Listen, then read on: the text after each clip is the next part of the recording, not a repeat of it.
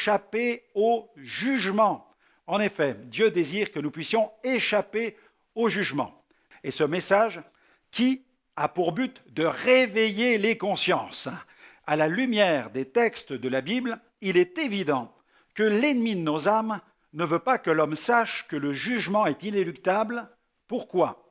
Pourquoi le diable veut-il empêcher les hommes d'entendre des enseignements concernant le jugement ?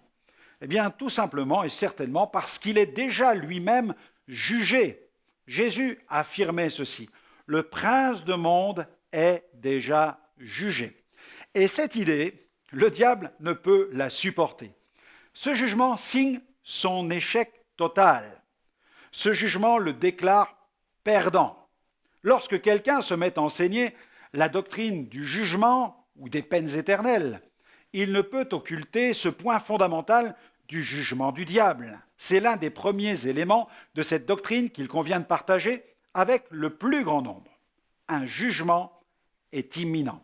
Mais la Bible dit que le diable, quant à lui, est déjà jugé. Lui, il est déjà jugé. Le coup près de la prédication tombe et il est sans appel.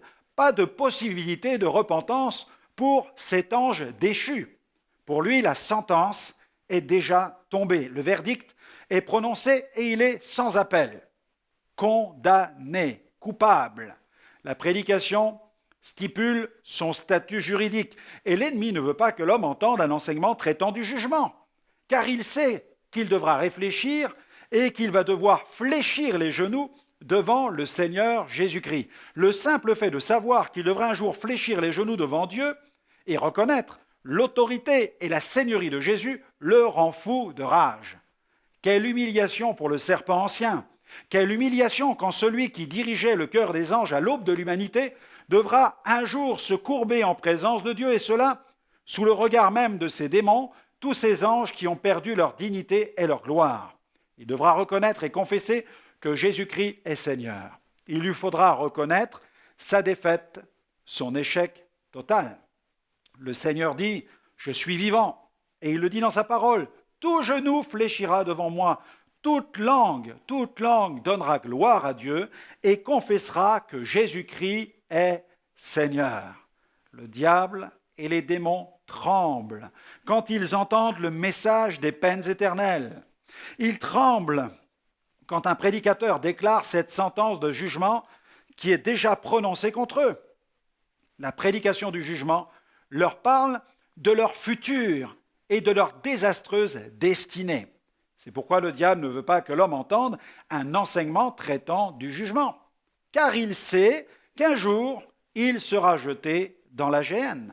Quel échec pour lui de penser à ce sinistre destin, celui qui convoitait le trône de Dieu.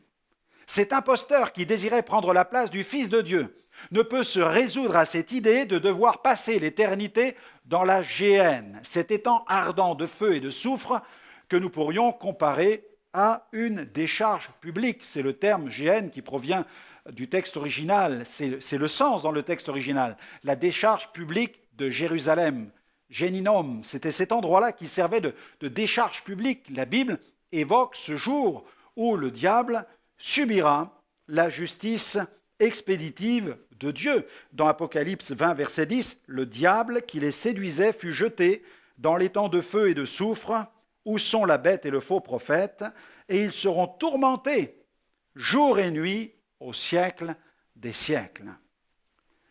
Satan ne veut pas que l'homme entende un enseignement qui traite du jugement, car il sait que l'homme pourrait vouloir se repentir, et cela il ne le veut surtout pas.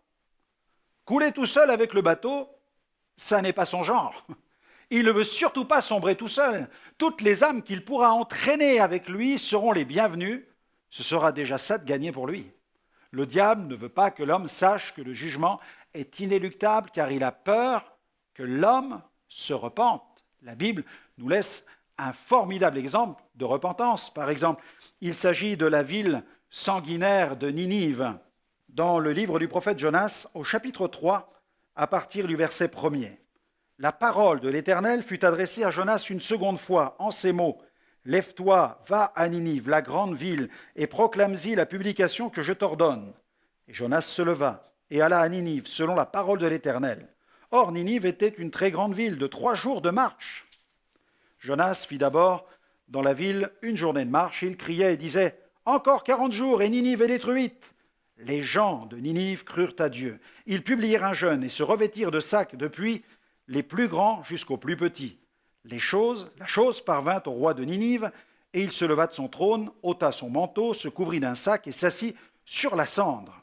Et il fit faire dans Ninive cette publication par ordre du roi et de ses grands, que les hommes et les bêtes, les bœufs et les brebis ne goûtent de rien, ne pèsent point et ne boivent point d'eau, que les hommes et les bêtes soient couverts de sacs, qu'ils crient à Dieu avec force, et qu'ils reviennent tous de leur mauvaise voie et des actes de violence dont leurs mains sont coupables. Qui sait si Dieu ne reviendra pas et ne se repentira pas, s'il ne renoncera pas à son ardente colère, en sorte que nous ne périssions point.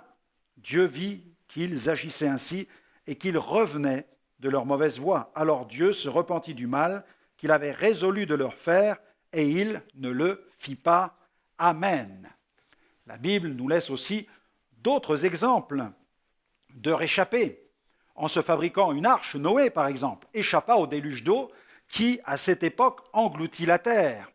Lot a fui la ville de Sodome et Gomorrhe qui était en prise aux flammes du jugement de Dieu. Le refuge se trouve en Jésus. Le diable ne veut pas qu'une invitation à venir à Jésus soit adressée à l'homme. Pourquoi ? Eh bien parce que l'homme aurait un choix à faire. L'ennemi ne veut pas qu'une invitation soit adressée aux hommes, car ceux-ci auraient alors la possibilité de faire un choix. Dieu nous dit dans sa parole, « Je mets devant toi la vie et la mort. » Et il nous dit aussi, « Choisis la vie afin que tu vives. » Devant chaque être humain se trouve une porte large qui mène à la perdition et une porte étroite qui mène au ciel. Un chemin large qui mène à la mort et un chemin étroit qui mène à l'éternité. 2 chemins, 2 portes.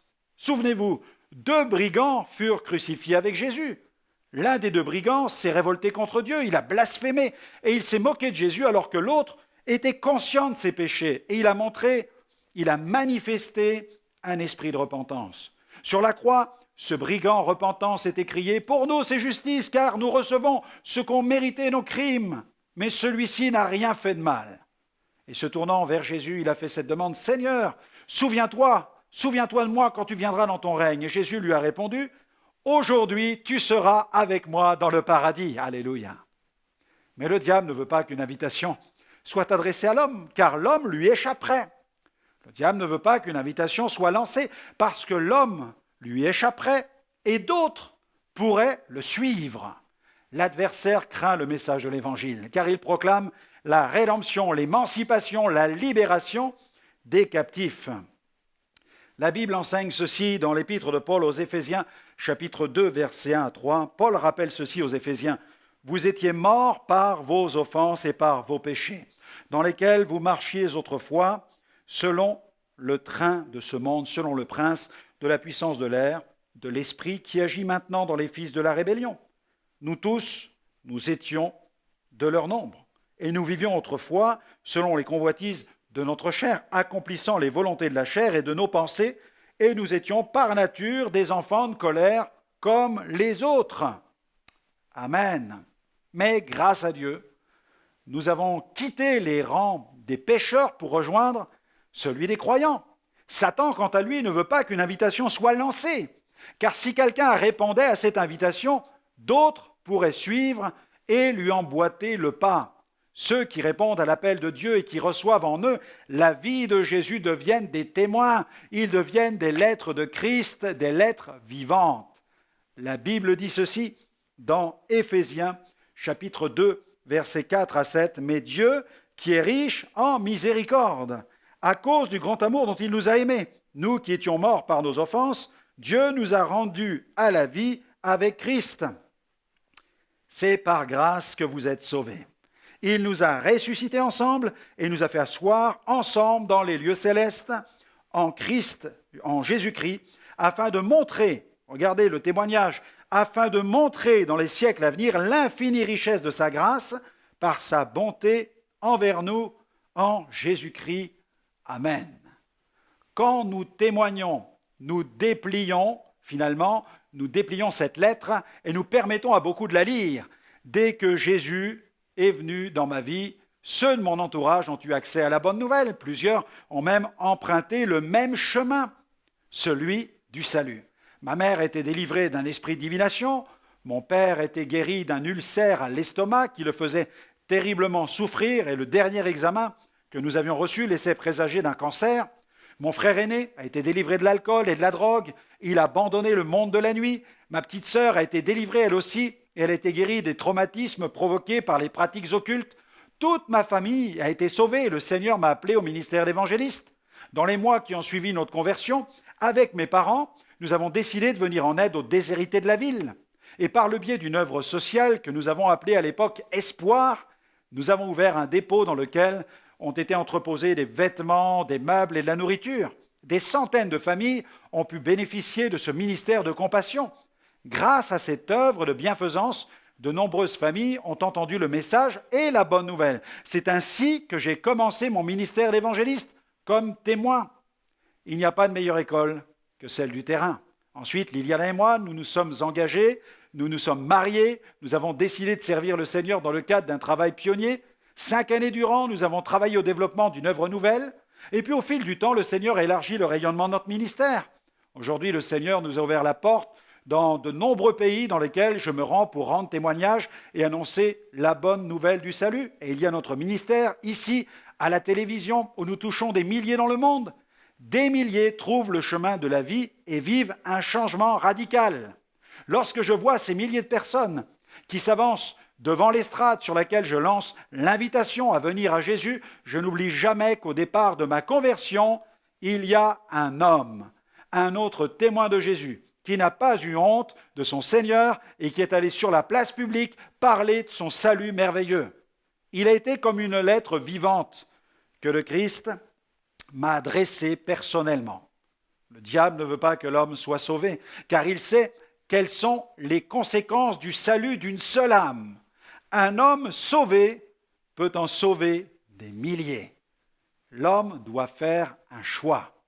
Il y a quelques années, j'ai assisté à une conférence qui était donnée dans une église et ce soir-là, le conférencier rendait témoignage de sa vie passée. Et avant de venir à Jésus, il avait été proxénète.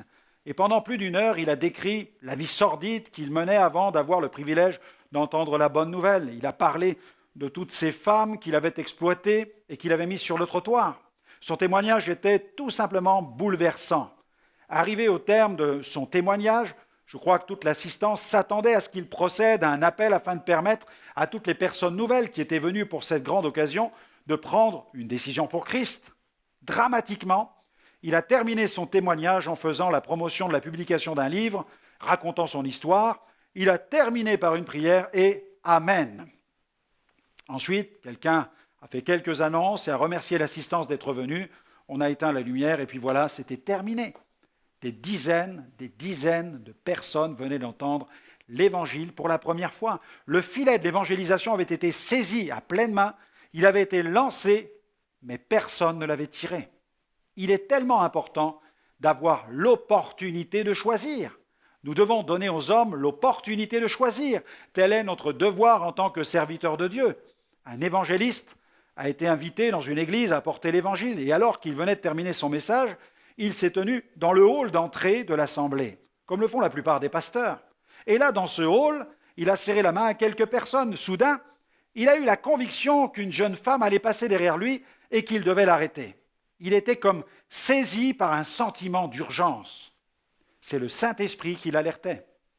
Alors l'évangéliste s'est retourné et a remarqué une jeune fille qui essayait de passer discrètement dans son dos. Le prédicateur l'a arrêtée, lui a serré la main suffisamment fort pour qu'elle ne puisse pas lui échapper. Et alors un dialogue s'est engagé entre le prédicateur et la jeune demoiselle. Et il lui a demandé « Mademoiselle, vous m'avez entendu prêcher l'Évangile, vous m'avez entendu parler de Jésus ce soir, alors l'avez-vous reçu comme votre sauveur ?» La jeune fille était confuse, elle était embarrassée. Malheureusement, elle a répondu par la négative. Alors l'évangéliste lui a demandé « Mais pourquoi ? Alors elle lui a répondu tout simplement « Parce que j'ai un petit ami et il ne veut rien entendre au sujet de Jésus. » Alors du tac au tac, l'évangéliste lui a fait cette remarque pertinente. Mademoiselle, si votre petit ami ne veut pas entendre parler de Jésus, alors votre petit ami n'est pas le petit ami que Jésus veut pour vous. La réponse avait au moins le mérite d'être claire. La jeune fille était toute désolée. Elle s'esquiva en disant qu'elle reviendrait le jour suivant. Le lendemain, alors que le prédicateur était assis au premier rang, le pasteur, lui, entra précipitamment dans l'assemblée en appelant l'évangéliste. Alors celui-ci s'est levé. Le pasteur était bouleversé et il a dit à l'évangéliste, il a dit au prédicateur, « Te souviens-tu de cette jeune fille avec laquelle tu parlais hier dans le hall d'entrée?